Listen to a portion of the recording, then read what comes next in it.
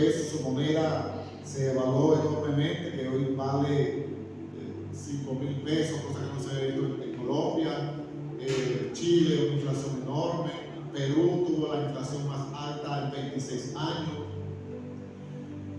México también. Argentina tiene la inflación más alta de Latinoamérica de manera oficial. Vemos que las naciones están siendo conmovidas. Estados Unidos, que para muchos de nosotros pues, es la tierra de la oportunidad, se le llama la tierra del sueño americano, tuvo la inflación más alta en más de 40 años, los Estados Unidos de Norteamérica. De hecho, tanta la dificultad allá que el hombre que era catalogado en la revista Forbes como el hombre más rico del mundo, Elon Musk, perdió de su fortuna el año pasado $200.000 millones. Ya no es el hombre más rico del mundo. ¿Por qué? Porque perdió $200.000 millones. Cuando yo vi la cifra, yo pensé que eran 200 millones. Así que la volví a leer y vi que decía 200 más 6 ceros. $200.000 millones. Así que el hombre ya no es el hombre más rico del mundo. Y usted dirá, bueno, debe ser el hombre, debe estar triste, el hombre debe estar dándose golpes en la pared, porque ya no es el hombre más rico del mundo. Ahora es un francés que es el dueño de 70 marcas famosas en el mundo. Entre ellos está Vichy y Dolce & Gabbana y todo lo demás. Pero este hombre le entrevistaron a Elon Musk, le preguntaron cómo estaba la cosa, le dijeron, bueno, la cosa está difícil, he tenido un año difícil, pero va bien la cosa, la empresa está mejor que nunca. Eso es lo que dijo el hombre que perdió $200.000 millones el año pasado, por lo cual ya no es el hombre más rico del mundo. De pronto usted dirá, bueno, si ya no es el hombre más rico y perdiendo $200.000 millones, ya no estará en el top 20, ni el top 10, ni el top 5 de esos millonarios. ¿En qué lugar cree usted que está ese hombre de lo más rico del mundo? ¿El número 20, el número 10, el número 15, Unai? ¿En qué lugar crees tú que quedó al perder esa cantidad de millones? ¿En el 5, en el 15, en el 20, en el 30? En el 15, en el 19 dicen por allá, en el 20, en el 5. Está en el 2. Solamente bajó un lugar, solamente bajó una posición. Estaba en el 1, ahora está en el 2. Solamente, ¿por qué? Porque el hombre tenía $346.000 millones en su fortuna. Perdió 200.000, le quedan $146.000 millones. Está de seguro. ¿Y por qué digo esto? Porque la vida, a veces pensamos que la vida, y aunque sea vida cristiana, es una vida de rosa, una vida glamorosa, una vida sin problemas. No es así. Si tú estás aquí y no conoces al Señor, déjame decirte que yo te invito a que vengas al Señor y vas a tener problemas, dificultades, quizás te enfermes, quizás tengas alguna tragedia, porque así es la vida. Este hombre decía que le pasó eso y que él sigue adelante y va a seguir innovando, creando y desarrollando sus empresas. ¿Por qué? Porque la vida es así. En la vida pasan catástrofes, dificultades y problemas. Y en la vida cristiana también es así. Por eso yo quiero hoy hablar de la carta del apóstol Pablo que le escribió a Timoteo, la segunda carta. Y voy a estar desarrollando esta carta todos estos domingos, si Dios lo permite, por supuesto. Los 4 capítulos que tiene esa carta. Antes les digo que quiero hablar de esta carta porque en esta carta, según los entendidos, dicen que es la última carta que él escribió, el apóstol Pablo. Para muchos es un testamento que él dejó cuando ya estaba en esa cárcel, estaba a punto de ser sentenciado a muerte, y él empezó a escribirle a Timoteo. Lo que hemos leído en la Escritura, sabemos que el apóstol Pablo fue un hombre que después de ser un fariseo, perseguidor de la iglesia, se convirtió en un hombre que dio su vida por la iglesia literalmente. sirvió al Señor por muchos años, no sabemos si fueron 10, 20, 30, 40, fue bastante tiempo. Posiblemente cuando escribe esta carta ella ya es un anciano, posiblemente tendría entre 60 y 70 años, no lo sabemos tampoco. Podemos especular, pero no sabemos tampoco. Y él, al que le escribe, que es Timoteo, se dice que era un joven. Tampoco sabemos si tenía 15 años, 20 años, 30 años.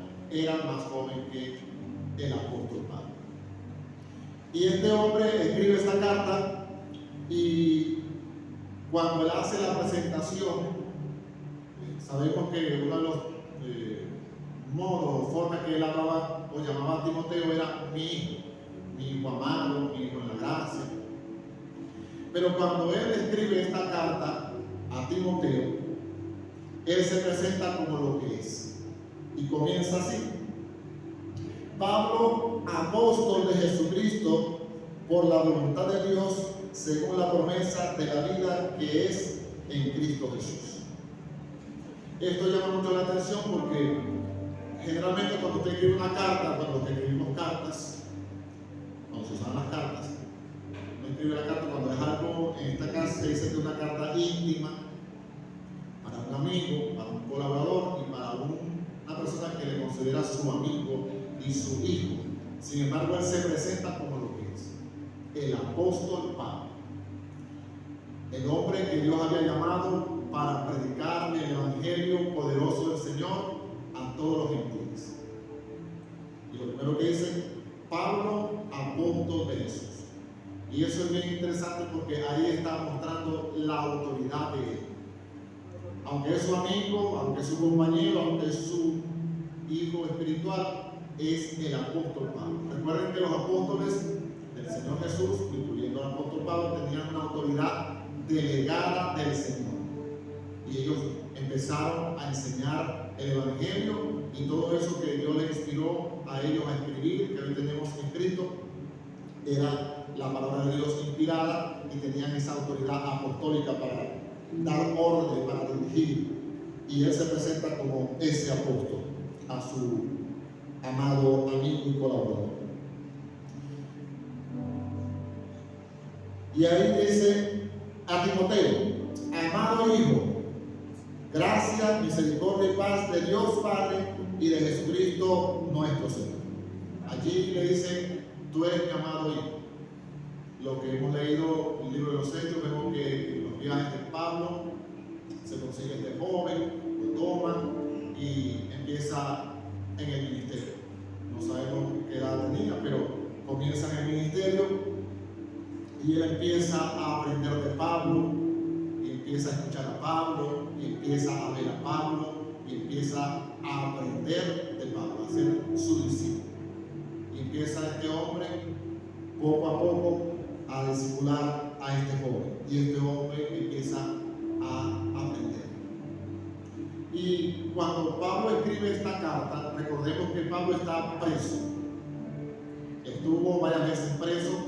Los entendidos en la materia no se ponen de acuerdo si este encarcelamiento es el que registra el libro de los Hechos cuando fue tomado por allá en Jerusalén, lo llevan preso a Roma. Otros dicen que él salió de ese encarcelamiento de Roma y estuvo 2 años y luego predicando por allá lo agarraron por estar predicando y lo volvieron a encarcelar. No sabemos si fue el primero o segundo, pero sabemos, lo que sí sabemos es que estaba preso, y eso lo vamos a ver de manera continua.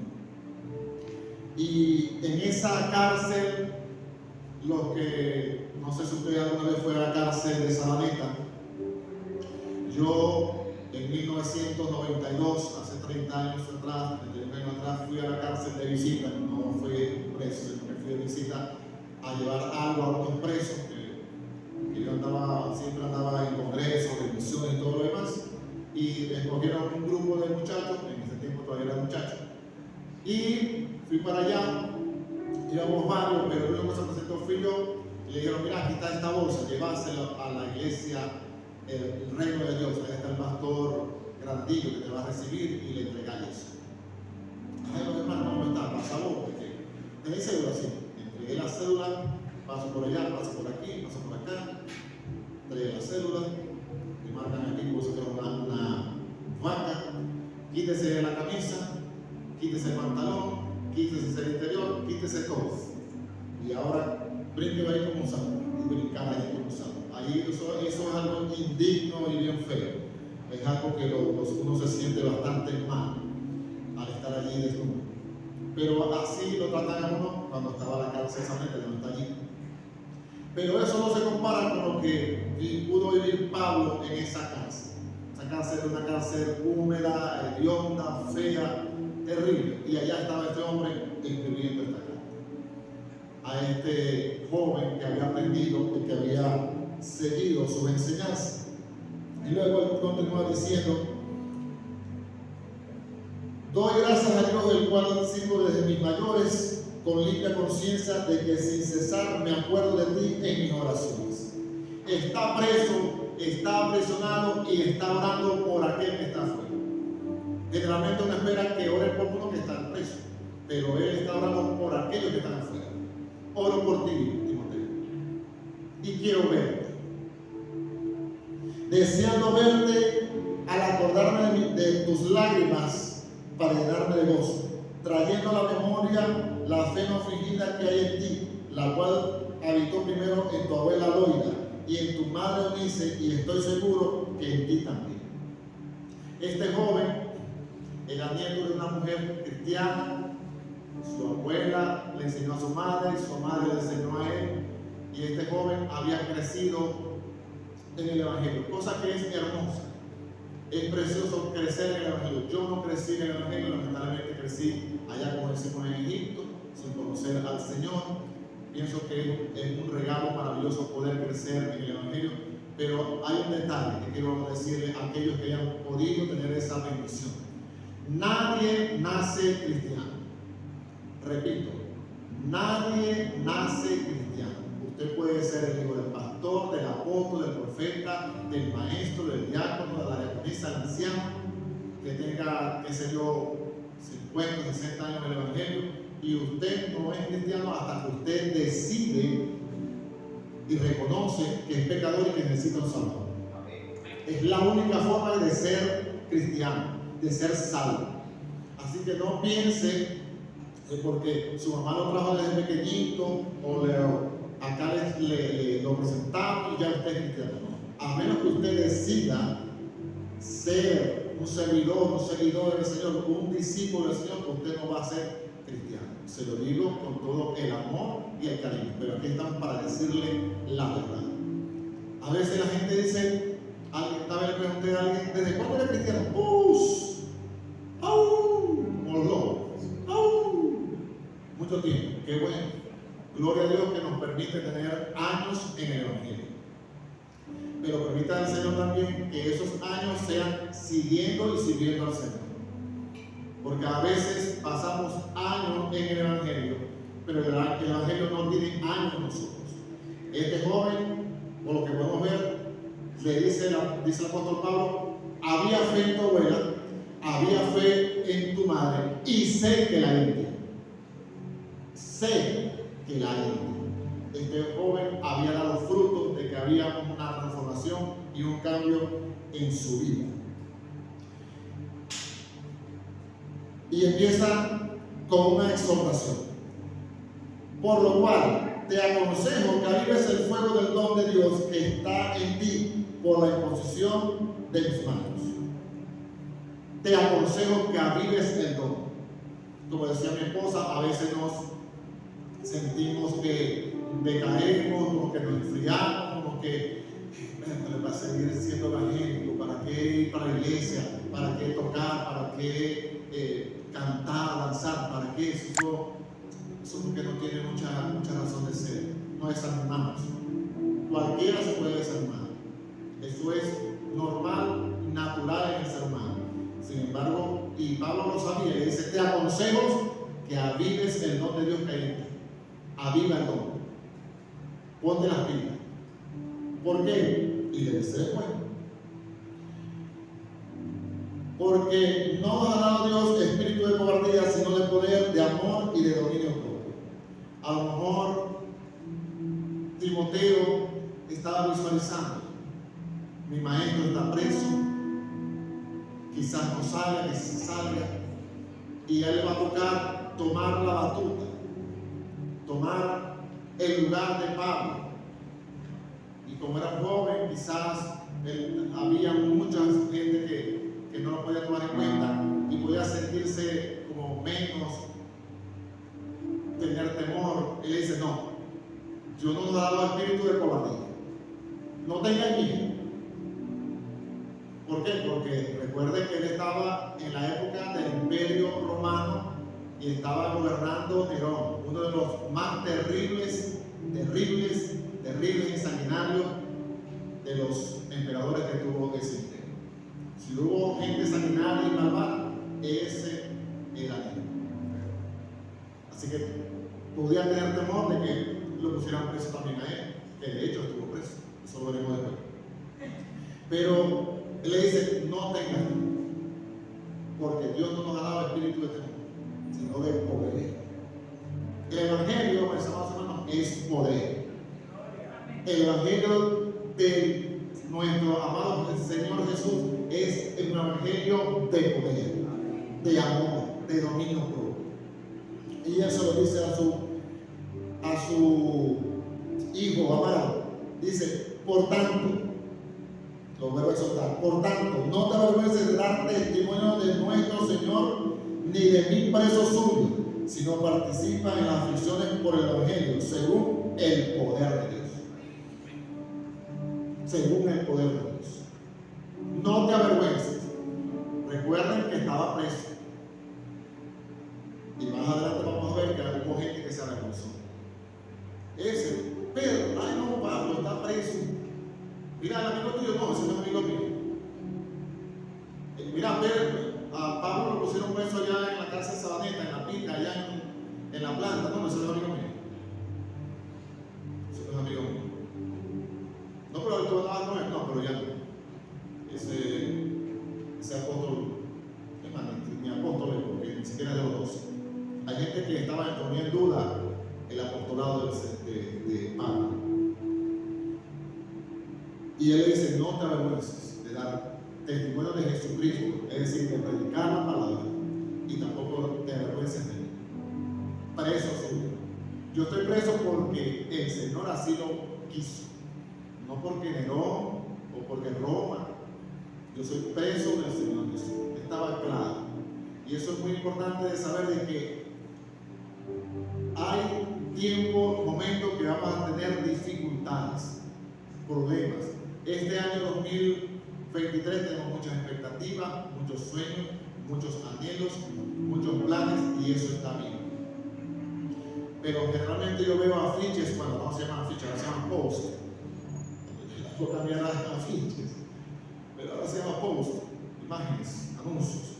Y en muchos de ellos usted ve: este es tu año de la cosecha, este es tu año de tu siembra, este es tu año de tu conquista, este es tu año.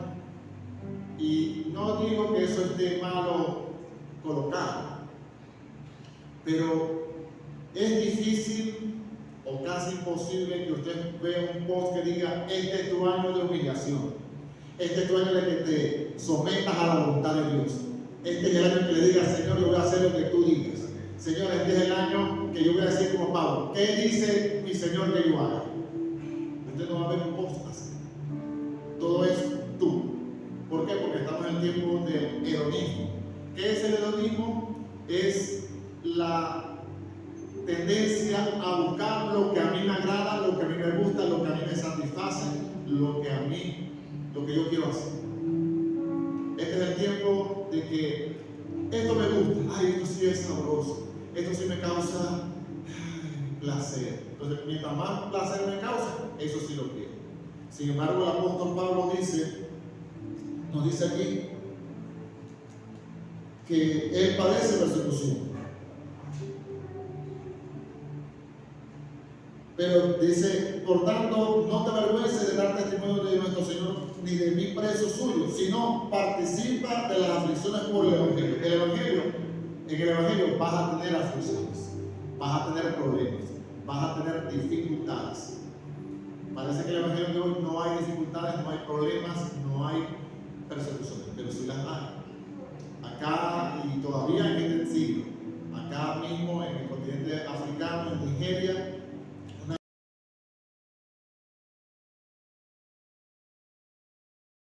una chica escribió un mensaje de texto y dijo, se lo envió a un amigo: gloria a Dios, doy gracias a Dios por Jesús que pasé el examen. Eso fue lo que escribió. Doy gracias a Dios porque pasé el examen. O gracias a Jesús porque pasé el examen. Apedréenla, quémenla. La agarraron, la golpearon y después la quemaron. ¿Por qué? Blasfemia. ¿Y qué escribió? Gracias a Jesús que pasé el examen. Eso fue todo lo que dijo. Y la quemaron. ¿La vio en la presa? Difícilmente la va a ver en la presa. ¿Por qué? Porque los cristianos somos invisibles o somos minoría. Usted verá otras cosas. Pero que quemaron a una muchacha por decir que Jesús la ayudó a pasar el examen, difícilmente lo va a ver.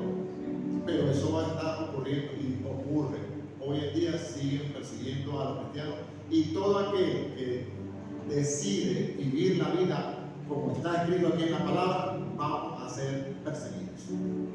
Y lo digo porque quizás no guste mucho, pero eso es la realidad. Continúo. Dice la Escritura que nos salvó y llamó con llamamiento santo, no conforme a nuestras obras, sino según el propósito suyo y la gracia que nos fue dada en Cristo Jesús antes de los tiempos de los siglos. Pero que ahora ha sido manifestada la gracia por la aparición de nuestro Salvador Jesucristo, el cual quitó la muerte y sacó a la luz la vida y la inmortalidad por el Evangelio. ¿Qué nos está diciendo el apóstol Pablo? Quitó la muerte. Entonces ya no me muero. Sí, usted se muere. O sea, nos seguimos enfermando o llegamos a Dios y nos morimos. Está diciendo que él quitó el poder de la muerte sobre nosotros. Ya no hay ese temor, ese terror que causaba la muerte. La muerte simplemente es la puerta para la entrada al mejor lugar. El apóstol podía decir: para mí, el vivir es Cristo, servirle a Él, glorificarle a Él, y el morir, ganancia. Estoy entre dicho y no sé qué escoger.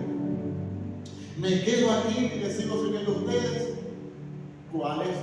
Muy bueno. Eso es bueno, estar aquí, comer, hacer cosas, es bueno. Aquí es bueno. Pero partir con el Señor es mucho mejor. Entonces no sé qué escoger, decía el apóstol. Estaba claro que Jesús sacó a la luz la vida, la inmortalidad, a través de su sacrificio en la cruz. No es que queramos morir, no, sino que si llega la muerte por alguna circunstancia, sabemos que simplemente es el ticket, el boleto, el pasaje para una vida mejor. Y ojalá que podamos entenderlo. Hubo un rey, uno de los mejores reyes, hubo por cierto buenos reyes en Israel. Y uno de esos buenos reyes que tuvo Israel, de los pocos, fue Ezequías. Causó y hizo unas reformas enormes, un reinado bien bueno en Israel. Y cuando llegó su tiempo, dice el profeta Isaías: prepara tu casa, dice el Señor, que te vas a morir, se te acabó el ticket. El hombre llora: Señor, sabes que yo me he portado bien, yo soy un buen cristiano, voy a la iglesia y tal, chico, un ratito más. Sale el profeta y dice: dile al rey que le extiendo 15 años más. Usted dice gloria, pero si usted lee la historia de Ezequías, se va a dar cuenta que esos 15 años que se le extendieron, él se rayó, se exaltó, se ensoberbeció, se puso orgulloso ante el Señor. Si él hubiese agarrado su maleta y se hubiese ido para el cielo, su currículum estaría limpiecito. Pero no, él dijo: chicos, dame un ratito más. Se quedó un ratito más y eso le causó tropiezo en su vida. Pero el apóstol Pablo estaba que estaba clarito. No, yo me voy. Así que si a usted se le acaba el ticket, nos vamos a un mejor lugar. Y después dice algo bien interesante, del cual fui constituido predicador, apóstol y maestro de los gentiles. El hombre estaba claro que yo soy un apóstol, predicador y maestro. Y uno dice, oye, el hombre se está inflando, se cree la última Coca-Cola del desierto, que de hecho era el desierto. El tipo está inflado. Mira, yo soy el apóstol Pablo, el apóstol de los gentiles, maestro y predicador. Uno puede pensar que este hombre se estaba ufanando. No, él lo que estaba era mostrando lo que él era, a lo que Dios lo llamó. Porque después dice, por lo cual asimismo padezco esto, pero no avergüenzo. Por lo cual padezco esto. ¿Qué te está diciendo? Estar en la cárcel, metido ya en esa mazmorra horrible, fea y hedionda. ¿Por qué? Porque soy maestro, apóstol y predicador del Evangelio para los gentiles. Y por eso estoy metido en este lugar. Pero no me avergüenzo. Porque yo sé en quién he creído y estoy seguro que es poderoso para guardar mi depósito para aquel día. ¿Cuál día? El día de la resurrección, el día de la venida de Jesús, que todos nosotros debemos anhelar. La venida del Señor Jesús, que viene pronto. No sé si el pronto es mañana, el año que viene, la próxima década o el próximo siglo, no lo sé, pero sí sé que viene pronto. El pronto de Dios, que es muy diferente al pronto mío, porque yo soy un ser temporal, estoy sujeto al tiempo. Hoy es un día, mañana es otro día, pasa mañana es otro día. Para Dios todos los días son iguales porque nuestro Dios es eterno, inmutable, no cambia. Y el apóstol Pablo lo sabía. Y le dice, le da otra exhortación: retén la forma de las sanas palabras que de mí oíste en la fe y amor que es en Cristo Jesús. Lo que te enseñé, reténlo. Lo que había aprendido conmigo, reténlo. Las sanas palabras. Eso lo vamos a ver más adelante, pero le adelanto esto. Ahorita hay muchas corrientes que están torciendo la palabra, haciendo decir lo que la Biblia no dice. Porque a mí me conviene que digas. Pero eso no lo vamos a hacer aquí en la iglesia. Mis hermanos, yo, mi hermano Efraín, mi hermano Darby, mi hermano Renzo, vamos a predicarle la palabra de Dios como está escrita. Lo que está escrito, la buena palabra de Dios, la palabra recta, la palabra concreta, la palabra de verdad. Quizá usted le ofenda, que sea a usted le moleste, quizá usted se incomode, gloria a Dios por eso. Porque la palabra de Dios incomoda, la palabra de verdad molesta, porque nos refleja cómo estamos para cambiarnos. Porque ese es el efecto que debe causar la palabra, cambiarnos a usted y a mí. Si la palabra no lo cambia a usted, algo está fallando. Si la palabra no lo molesta, no lo confronta, inclusive hasta las dificultades, parte del trabajo que Dios hace con nosotros. Hay una canción que ya no se canta, un corito, porque hoy en día, bueno, todo es cool, todo es chévere, todo es bonito, todo es color de rosa. Sin embargo, cuando yo era más joven de lo que todavía soy, se cantaba un coro que decía: batalla no es batalla si no vienen las pruebas, si no vienen las pruebas, batalla no es batalla. Se cantaba ese corito: batalla no es batalla si no vienen las pruebas. Hoy en día, victoria, victoria, estamos en victoria. Si estamos en victoria significa que estamos venciendo. Venciendo el orgullo, venciendo la altivez, venciendo la rebeldía, venciendo la desobediencia. ¿Está usted venciendo? ¿Estoy yo venciendo? Usted lo sabe y yo lo sé. Hay cosas que cada uno de ustedes tiene que batallar y vencer y conquistar. Hermano, este es el año de la conquista. Aleluya, vamos a conquistar nuestro orgullo y nuestra soberbia. Este es el año de la cosecha. Aleluya, gloria a Dios. Para poder cosechar Escritura dice que no nos engañemos. Todo lo que el hombre siembra, eso va a cosechar. Si usted va a sembrar paciencia, va a cosechar paciencia. Si usted siembra humildad, si siembra perdón, eso es lo que va a recoger. Pero si siembra soberbia y altivez, no crea que va a recibir otra cosa. Si usted siembra mango, va a recoger mango. No va a recoger peras y manzanas, que de hecho no se dan acá. Seguimos. Dice, guarda el buen depósito por el Espíritu Santo que mora en nosotros. Y aquí viene una parte bien interesante. Ya sabes esto, que me abandonaron algunos. La Biblia ustedes dice igual que aquí. Ya sabes esto, que me abandonaron todos los que están en casa, de los cuales son Figuelo y Hermógenes. Me abandonaron todos. Este hombre pudo experimentar la soledad. Hay un viejo adagio que se dice, chicos, se conocen los amigos en la cárcel y en los hospitales. Ahí conocemos los amigos verdaderos, en la cárcel y en los hospitales. Y el apóstol Pablo le tocó comprobar quiénes eran sus amigos. Se dio cuenta que ni Hermógenes ni Figuelo eran amigos de él, porque en la cárcel lo abandonaron. Y en esa cárcel se necesitaba mucha ayuda. Y él padeció la soledad. Así que no creas que tú eres el único que padece soledad. No pienses que tú eres el único que te han abandonado. No pienses que tú eres el único que lo han traicionado. Al apóstol Pablo también le pasó. Al Señor Jesús también le pasó. Y a ti también te va a pasar. Te estoy hablando todas estas verdades para que no te crees una falsa expectativa. Uno a veces lee el libro de los Hechos, los primeros capítulos, y a veces se queda solamente en el 1, en el 2, en el 3, cuando mucho en el 4 y hasta el 5. Porque ahí te describen una iglesia ideal. Y vivían todos, y tenían todos en común, y todos perseveraban unánimes, y todos decían que lo de ellos no era solamente de ellos, sino de los demás. Y compartían en las casas y en el templo y en las calles. ¡Ay, qué armonía!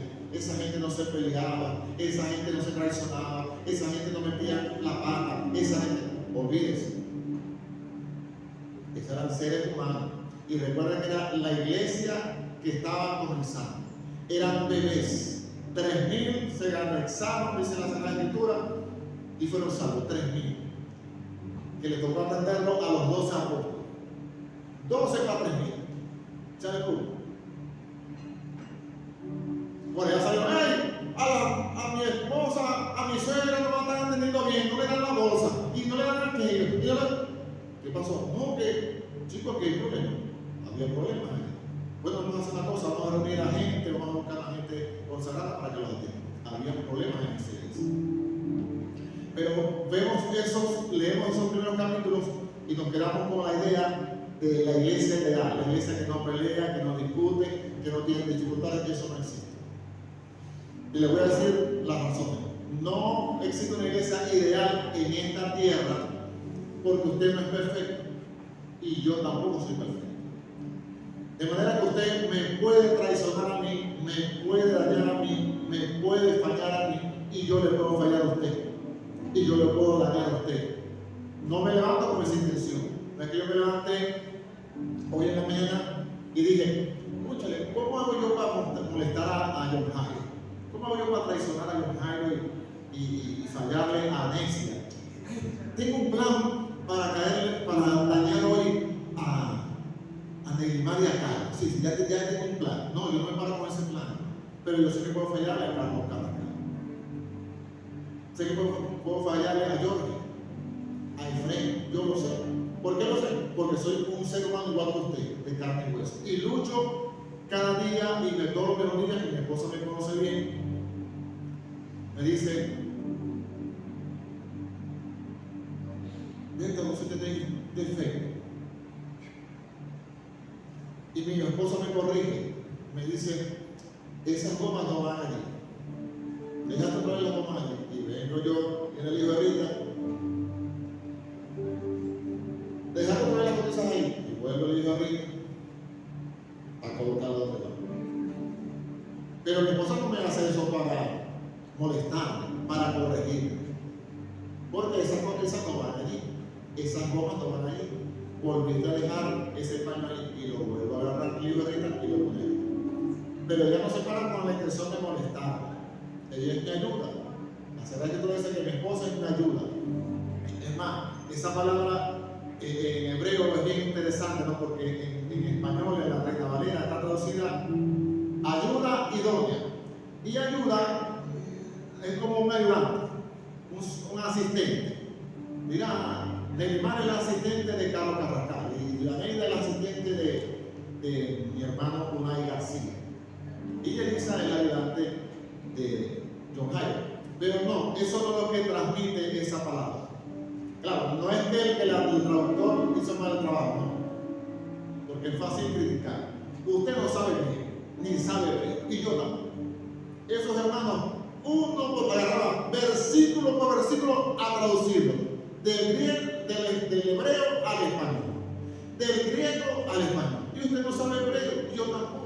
Demos gracias a Dios que esos hombres se pusieron allí a traducir eso. Lo que pasa es que tenían palabras que en ese tiempo eran adecuadas. Realmente lo que dice allí es que mi esposa es mi ayuda contraria. Es la mujer que se pone enfrente de mí. Es la persona que se pone enfrente de mí. Eso es lo que traduce esa palabra. Y me dice, por ahí no hay. Ese amigo tuyo lo que te quiere es hacer trampa. Ese es lo que se quiere aprovechar tuyo. Ese es un vividor. No hagas ese negocio. No, para ese viaje no es conveniente ir. Pero bueno, no, él no me está confrontando porque yo me estoy equivocando. Recuerden cuando la escritura dice que cuando Dios hizo todo, dice, y todo era bueno en gran manera. Pero cuando hizo al hombre, dice, no es bueno que el hombre esté solo. ¿Usted se fijó en eso? Lo dice Génesis. Todo era bueno, pero cuando hizo el hombre, no es bueno que el hombre esté solo. Le voy a hacer una ayuda. Una cercanía. Una que lo confronte. Una que le diga que eso no es por allí. Una que lo va a ayudar, pero lo va a confrontar. Está así de frente. Y ese es el trabajo de mi esposa. Y durante 23 años ha estado haciendo eso. Y por supuesto yo me enojo, me molesto. El esposo que no se moleste aquí, venga para acá y yo oro por usted. Eso es mentira.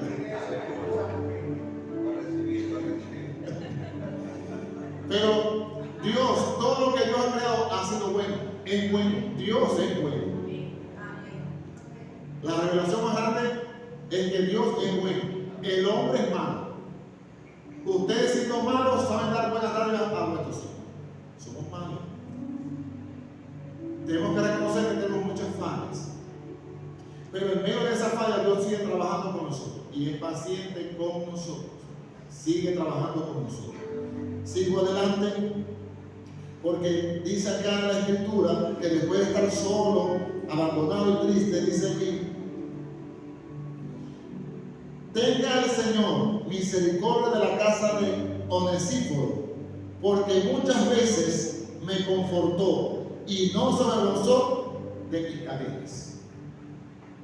No se avergonzó de que yo estaba preso. Tenga Dios misericordia de Onesíforo. Que bueno, ya las que están por ahí que esperan tener su esposo o casarse y tener sus hijos, ahí tienen un nombre para ese niño. De pronto usted se reirá y dirá, no, yo no le voy a poner a mi hijo Onesíforo, porque usted lo escucha feo. ¿Cierto que lo escucha feo? Pero no sabe qué significa Onesíforo. Si usted supiera lo que significa Onesíforo, no lo pusiera Jake Gilbert, o Ruth Linkley, o Jacob, o como hicieron con un amigo mío, Slaker.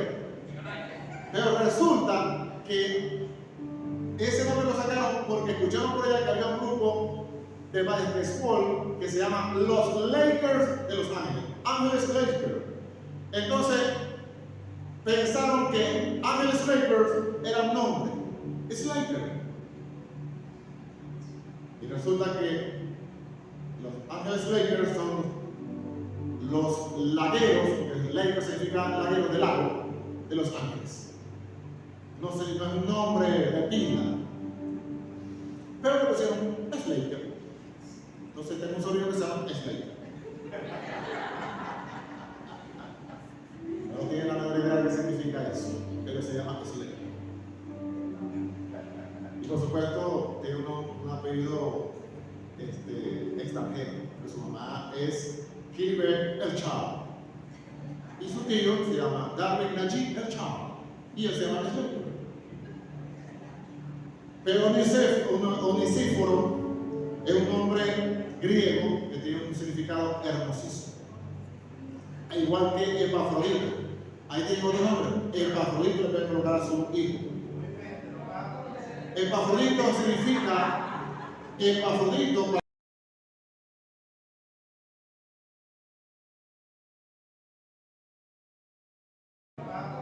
Epafrodito significa, Epafrodito, para que ustedes sepan, es el nombre masculino de esta iglesia. Se llama La Hermosa. Epafrodito significa hermoso, para que ustedes sepan. Pero nadie quiere colocarlo Epafrodito porque suena feo. Pero si lo podemos, Yasley o Rubín, unos nombres ahí combinados que uno no sabe qué significa. Pero los nombres tienen su significado, sobre todo en la Biblia. Así que este hombre dice que lo buscó, y no solo como dice, sino que cuando estuvo en Roma me buscó solícitamente y me halló. Está en Maracaibo. ¿En qué parte? ¿Está en Manzanillo? No está en Manzanillo, está en San Francisco. No está en San Francisco. ¿Dónde está? No, está en la villa. No, la villa no está. Lo buscó solícitamente. No es que, no lo conseguí en Manzanillo, no importa. Sí importa. Para él era importante. Así que él decidió seguir buscando. No había GPS, no había WhatsApp, no había YouTube, no había Google Maps. Todo era a pie, en burro. Lo que tenían recursos en burro, lo que más tenían recursos en caballos o en camino, que tenían recursos. Y los que no tenían recursos, que era el 90% de esa época, a pie, a echarle pata. ¿Dónde está Pablo? No, porque dijeron que estaba en La Hermosa. No, en La Hermosa no está. Bueno, vamos para la séptima. No, ya no está. Vamos. Y así estuvo. Solícitamente me buscó y me consiguió. Ese fue Onesíforo. Porque en medio de la soledad, Dios va a colocar gente que te va a ayudar, que te va a apoyar, que no se va a avergonzar de ti. Pero tenemos que estar dispuestos a también a padecer. Y escribiendo la palabra ya culminando, dice: concédale al Señor que haya misericordia cerca del Señor aquel día. Ya saben ustedes cuál es aquel día. Y cuando nos ayudó en Éfeso, tú lo sabes mejor. Timoteo, vos sabéis cómo nos ayudó ese hombre. Vos lo conocéis. Vos sabéis lo solícito, lo generoso que fue con nosotros en Éfeso. Y ahí es donde estaba en ese momento Timoteo, en Éfeso. A modo de información, le digo que Timoteo era parte del Dream Team, si podemos llamarlo así, del equipo civil, del equipo élite del apóstol Pablo. Tenía a Epafrodito, tenía a Tito y tenía a Timoteo, entre otros, pero digamos los más conocidos eran esos tres. Y cuando había problemas en las iglesias, él enviaba a su equipo civil. Vaya para allá. Mira que están hablando tal herejía. Tito, anda a correr aquí. Epafrodito, anda para allá. Timoteo, enséñale a que no estén hablando de fábulas de viejas, que no ayudan a nadie. Acuérdense que era el apóstol Pablo, apóstol con A mayúscula, autoridad apostólica, que ya no existe por cierto en este tiempo. Entonces, este Timoteo, este muchacho, era de ese grupo, del equipo Sirio, el élite, y lo enviaba. Pero aquí en este tiempo, y lo vamos a seguir viendo en el próximo capítulo, continuará, que tenía un trabajo que hacer, y era un trabajo difícil, era un trabajo duro. Por eso dice: no te avergüences, no tengas temor, no tengas miedo, ya a mí me falta poco, no tengo miedo de lo que me pase, estoy dispuesto a lo que Dios me permita hacer, porque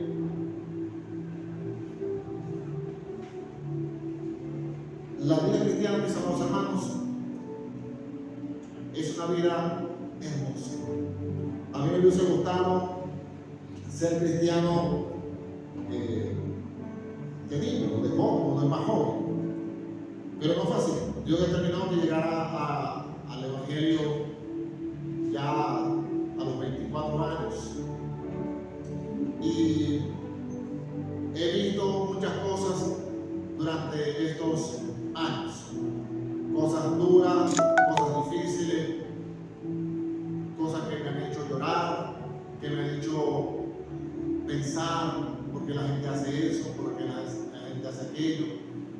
He visto mucha gente quedarse en el camino, amigos que me enseñaron a mí, que me predicaron a mí, que me dieron la leche primera en esta casa, hoy no siguen al Señor, como Hermógenes y Figuero se fueron. Después vamos a seguir viendo eso allá más adelante en los demás capítulos de esta carta. Hay muchas cosas que él le decía a Timoteo, pero sobre todo uno puede ver la fidelidad de Dios con Pablo y de Timoteo hacia su amigo, su compañero, su hermano, su padre espiritual. Pero un padre espiritual que no le decía mi hijo para que se cobijara bajo él, sino que porque lo tuvo allí, lo tuvo enseñando, lo tuvo preparando. Y eso es lo que queremos hacer en esta iglesia este año 2023. Anhelamos que usted se pueda involucrar en las clases de liderazgo, donde está mi hermano Efraín. Es mucho lo que usted va a aprender, y aproveche eso. Mi hermano Darle, mi persona, estamos allí, mi hermana Antonia que da las clases, allí también de crecimiento espiritual. Usted tiene una gran gama de formas de prepararse en esta congregación. ¿Prepararse para qué? Ustedes saben que el año pasado yo estuve hablando todo el año de un versículo que estaba en el primer libro de Crónicas 12:32, pero hoy les traigo otro que va a ser el de este año, que lo vamos a tocar en las próximas semanas, pero quiero que lo tenga ya guardado, porque eso va a ser, ese debe ser la meta de todos ustedes que están ahí sentados, y por supuesto de mí, de todos los ancianos, de todos los diáconos, de todas las diaconisas, los del protocolo, los que están en el grupo de alabanza, los que están en el sonido, los que están en maternal, los que están con los niños. Todos debemos tener presente este versículo que quiero compartir con ustedes a partir de hoy. Está en esta segunda carta del apóstol Pablo a Timoteo, uno de sus exhortaciones o consejos. Le dice: pero tú, sé sobrio en todo, soporta las aflicciones, haz obra de evangelista, cumple tu ministerio. Este va a ser el versículo que voy a estar utilizando todo este año. Pero tú sé sobrio. Sé sobrio. Y es necesario que cada uno de nosotros seamos sobrios delante del Señor. Que soportemos las aflicciones. Van a haber aflicciones todo el 2023. En algún momento, en algún mes, en algún tiempo va a haber aflicciones. Soporta las aflicciones. Haz obra de evangelista. Todos tenemos que hacer obra de evangelista. Alguien me decía: mira, aquí en Manzanillo hay como 30 iglesias, 20 iglesias, no sé qué cantidad de iglesias hay. Bueno, no van a ser aquellas 29. Pero esta, la hermosa, va a ser obra de evangelismo. Y eso significa que vamos